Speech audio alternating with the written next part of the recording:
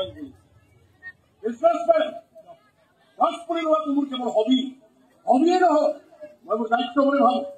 কাৰণ মোৰেই নহয়, পৃথিৱীত বাস কৰা প্ৰতিজন মানুহৰে এই দায়িত্ব হোৱা উচিত।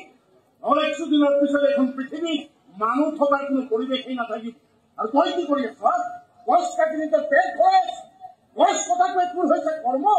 তোৰ কৰ্মৰ ফল কেৱল গছডালৰ ওপৰত নহয়, সমগ্ৰ প্ৰকৃতিৰ ওপৰত পৰিছে, মানৱ জাতিৰ ওপৰত পৰিছে, পৃথিৱীত বাস কৰা প্ৰতিটো জীৱ জন্তুৰ ওপৰত পৰিছে।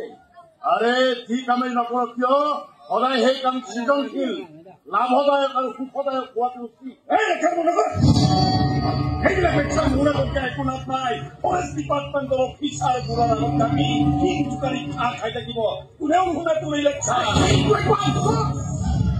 আফচোচ সেইটোৱেই। আৰে তহঁতৰ দৰে চোৰাং বেপাৰীবিলাক